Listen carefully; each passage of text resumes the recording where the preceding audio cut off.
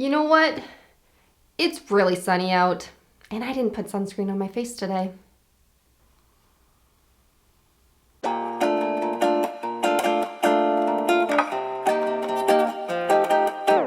Well, I hope everyone's doing super dandy today because for today's video, we are making knit. We're knitting today, and I know it's crochet season and we should be crocheting because it's crochet season, but you can knit in crochet season. You can do that, which is what I'm gonna do today. But for today's video, I'm gonna be teaching you guys how to make a knit top, kind of one of those trendy tops we see all over Pinterest, on Instagram, kind of sheer, see-through, but also have like a lot of texture. Yes, we're making one of those today. And I already have my swatch ready. Ta-da! This is the look we're going for this top. And I'm gonna kind of combine it with this top I already own. It's this top right here, just because I just love the shape, love the length of this top. So I'm going to kind of recreate this top, except this, you know? And I'm gonna teach you guys how to do this without patterns. Like, did I say that? I don't know. Okay, I think my hair's a little bit better now. It was kind of funky in that first clip. Anyways, first step, we have to make a swatch like this. The reason is we need this as a measurement, also just a sample to see what it's gonna look like when we're knitting, because we are using chunky needles with thinner yarn, so it's not what they recommend. So it's good to do a sample just to see what it's going to look like, and also measurements, because we need to figure out how many stitches we need for the top to fit us perfectly. Another thing you're gonna need is your sample top. So I have this as my sample top, so I'm gonna try to measure this up and measure this up the same, you know?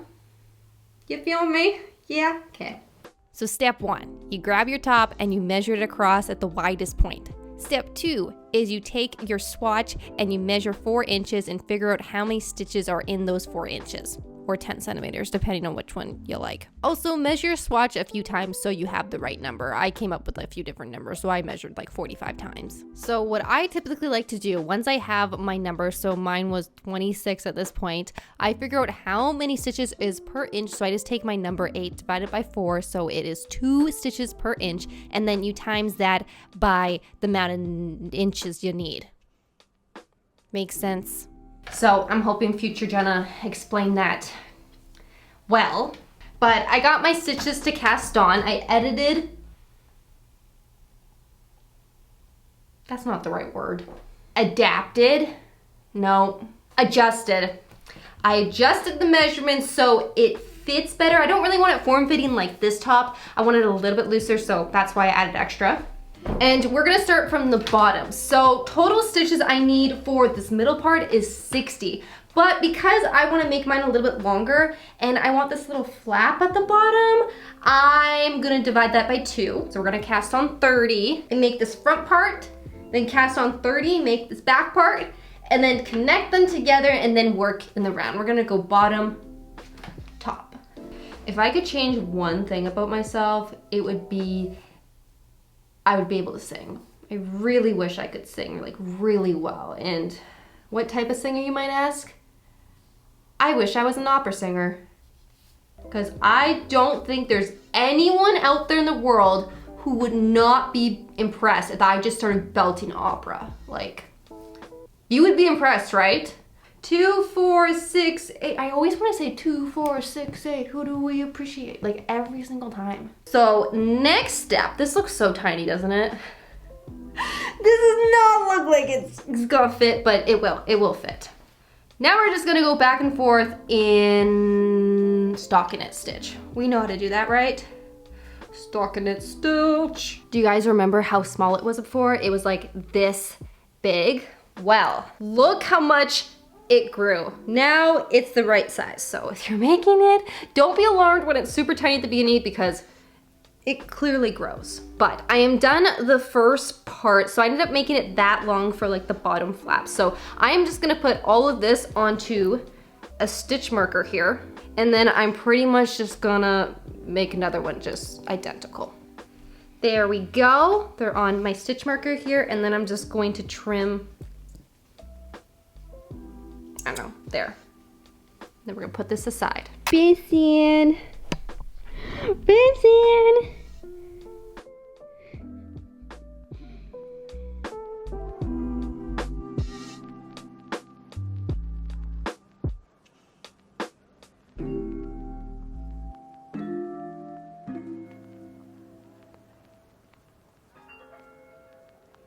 So we're just gonna take a quick break from the video because today's video is sponsored by KiwiCo and their Maker Crate. This is the Maker Crate right here.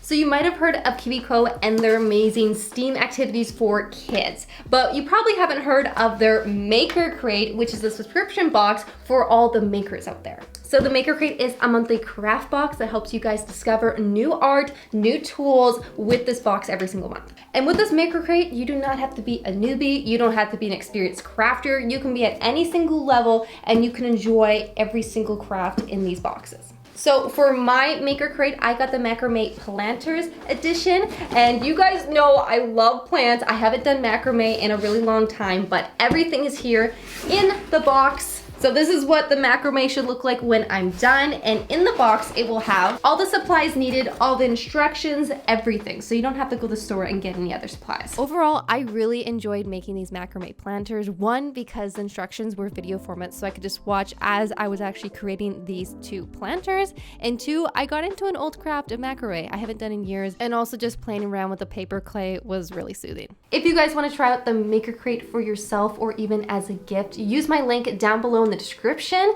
and you guys will get 50% off your first month. Okay, next step. So now that I have both of my pieces the exact same size, I have to join them. And to join them, it's actually really easy. I am just taking the stitch marker one right here and I'm gonna just feed it onto my needle on the opposite side from my working side where this long piece of yarn is. I'll just clean this up real quickly.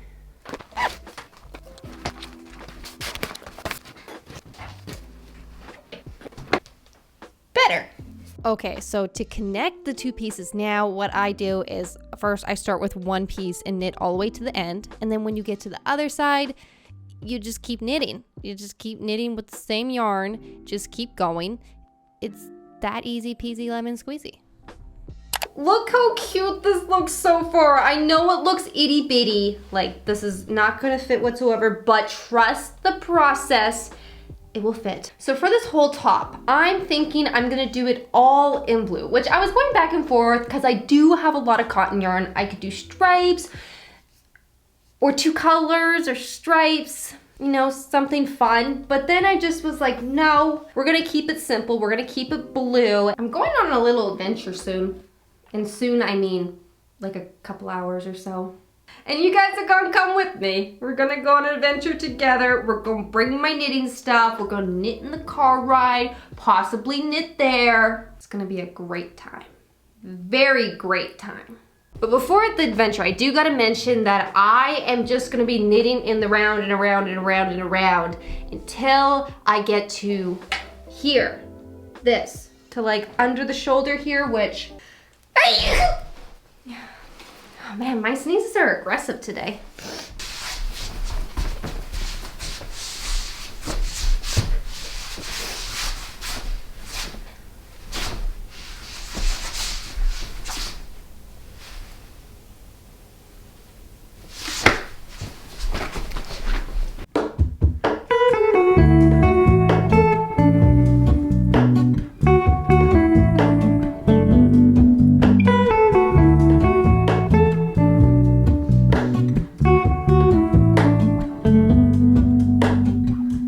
Hello, Ramona.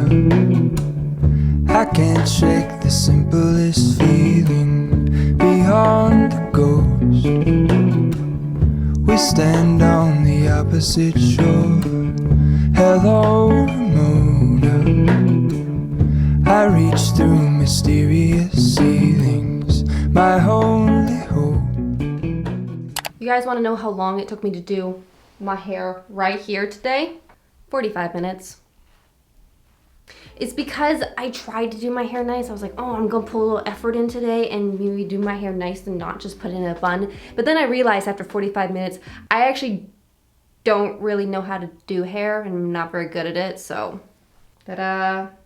Anyways, my top. I have decent progress. I did work on it a little bit last night, got some more done. And I'm not quite at the part where I'm gonna start decreasing and splitting it up to do the arms and stuff, but we're getting there.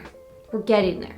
11 inches done, and I need to get to 15. So I just need to do 4 more inches of knitting in the round here, and then we will be at the point where I'm gonna start dividing it into 2 pieces for the armholes, and then, you know, do all the other stuff. Also, I just gotta show you something before we start. Isn't this just like the perfect outfit? This bag with this top with these jeans, like. Anyways, let's get some work done. Yes, let's get the knitting on. I am always so excited to knit or crochet. It's just, oh gosh, that's my favorite thing to do in the world, is just sit and knit. That rhymes. Okay, let's knit. So I'm at the part now where I have the body length all done and we're ready for the armholes. So to start off, I have it marked where I want the front piece to be. So it's just halfway on the side, halfway on the other side, and they're right here. 1, 2. And now I am just gonna go back and forth, back and forth, back and forth on the front. And I'm gonna take these stitches in the back here and I'm just gonna put them on my stitch holder, or whole stitch holder. I think that's what it's called. So before I can just start working and stocking it and going back and forth, I am gonna cast off 2, 3,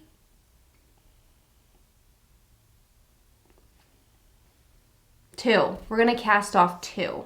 And this is just how many I'm casting off. So I'm doing 2 for the front on each side and then 2 in the back. So there'll be a total of 4 stitches casted off once they're joined together. But if you're a bit bigger than me, I'm typically a size small, then you might want to do 3 stitches or 4 stitches cast off, you know, whatever floats your boat, whatever you want it to fit like. And then after casting off, I am doing a little bit of a decrease to shape the top of my top. And what I'm doing is at the beginning, so the 2nd and 3rd stitch, I'm knitting 2 together. And at the end, when there's 3 left, I'm knitting the last 2 together. And I'm just going through the back loop of the stitch just so it turns the right way. And then I knit the last stitch, and I ended up doing that just for 3 rows. Oh yeah, and then for the purl side, I am just knitting it purl. So no decreases on the purl side. Okay, bye. So I just finished my 3rd row of decreases, and I'm thinking this is a good amount. I think lucky number 3 is the number. So I'm not gonna do any more decreases. I am just going to go back and forth, back and forth, back and forth for, I don't know, a few more rows before we start on the neck. And then for making the opening on the neck, I just have it lined up with my top, and then I just put 2 stitch markers to mark off where I wanted the neck to stop, where my neck was gonna go through the top. And then I casted off those stitches, and then I just knit the 2 straps upwards, and then that's how I got my front neck. So for the back, what we are gonna do is pretty much the exact same as the front part we just did, but the only difference is for the back, we are going to make the neckline a lot higher. Like we're barely making a neckline. Can we see this? Barely. So we gotta cast off first, do some decreases, and then go back and forth, back and forth, back and forth, back and forth. You guys know the drill. And then I got really excited, so I decided to try it on, and then I realized it didn't look very good, so I put it on my mannequin.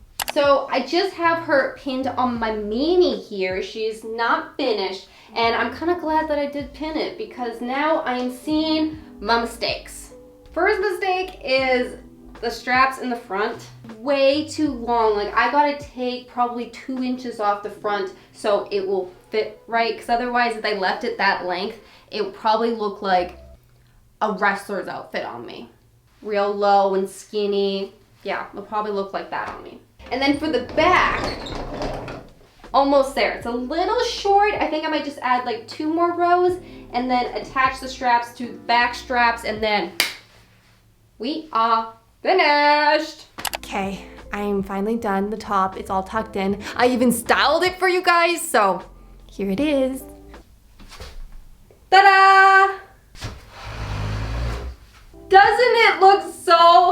amazing.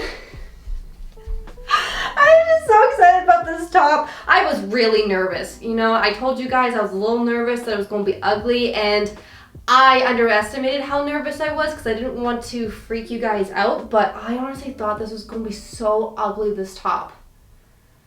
Thank goodness it's not, or at least I don't think it is. And today I styled it with this skirt. I did not make it. I know people have been asked in the past if I made this. I wish I did, but I'll link it down below where I bought it. It was from this knit company, and it just matches everything. Everything I've made handmade just looks amazing with this skirt. Even long tops, which I have actually been really digging lately. For some reason, I now like long tops like this. I think they're amazing. I also think this would be a really good pattern to do a dress, like a cover-up dress, which I did think about. I almost made a dress, but then I was like, it probably took too long, so I just went for a longer tank. But now I'm kind of considering knitting a long dress like this for like a cover-up at the beach. But that is it for today's video. I hope you guys enjoyed making this knit top with me. I made it in under 24 hours, so this definitely was a very quick knit project. So if you're looking for a quick one, I got you. But now that's actually it. I gotta go eat because I'm hungry. So I hope you all have a great rest of your day. And I guess I'll see you guys in my next video. Bye.